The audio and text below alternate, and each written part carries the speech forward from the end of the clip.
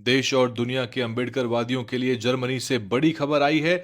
Germany में बाबा साहब की प्रतिमा को स्थापित किया गया है। एक भव्य कार्यक्रम में बाबा साहब की प्रतिमा को जर्मनी के एक बड़े शहर फ्रैंकफर्ट में स्थापित किया गया। ये बड़ी खबर है क्योंकि दुनिया के कई देशों में अब बाबा साहब की प्रतिमा स्थापित हो चुकी है। और इस कार्यक्रम में, इस समारोह में जब बाबा साहब की प्रतिमा का अनावरण किया गया, वहां के संसद सदस्य राहुल कुमार भी मौजूद थे। भारतीय मूल के राहुल कुमार जर्मनी की संसद के सदस्य हैं। इसके अलावा सभी प्रमुख जर्मनी की प्रांतों से अम्बेडकरवादी इस कार्यक्रम में शामिल होने के लिए एकत्रित हुए थे।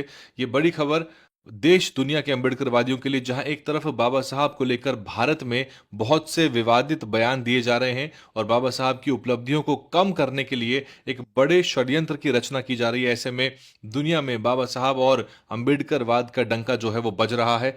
ये कोई पहली घटना नहीं है जब बाबा साहब की प्रतिमा स्थापित की गई है। हालांकि जर्मनी में ये पहली प्रतिमा है जो बाबा साहब की स्थापित की गई है। इससे पहले अमेरिका के न्यूयॉर्क में कोलंबिया विश्वविद्यालय, लंदन के London school of economics, Canada की साइमन फ्रेजर यूनिवर्सिटी, कनाडा की यॉर्क यूनिवर्सिटी, इसके अलावा अमेरिका के बोस्टन शहर में ब्रैंडिस यूनिवर्सिटी और अमेरिका की ही मैसाचुसेट्स एमहर्स्ट यूनिवर्सिटी के अलावा ऑस्ट्रेलिया की मेलबॉर्न यूनिवर्सिटी, ऑस्ट्रेलिया की वेस्टर्न सिडनी यूनिवर्सिटी और जापान के कोयासन यूनिवर्सिटी के अलावा वियतनाम के बौद्ध अनुसंधान संस्थान में भी बाबा साहब की प्रतिमाएं मौजूद हैं। और देश और दुनिया में बाबा साहब को लेकर बड़ी रिसर्च हो रही है। बाबा साहब को लगातार पढ़ाया जा रहा है।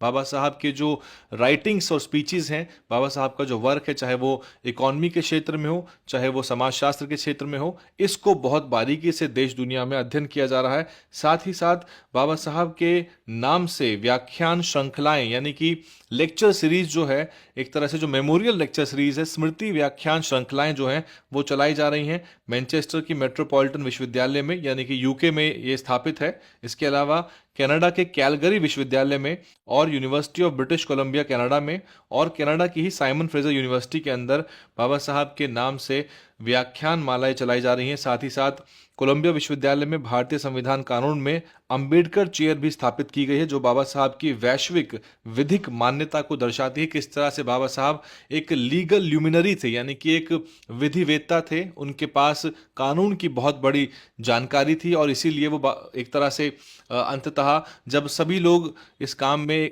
हटते चले गए तो बाबा साहब ने ही संविधान को एक तरह से मूल रूप दिया और बाबा साहब संविधान के रचयिता बने।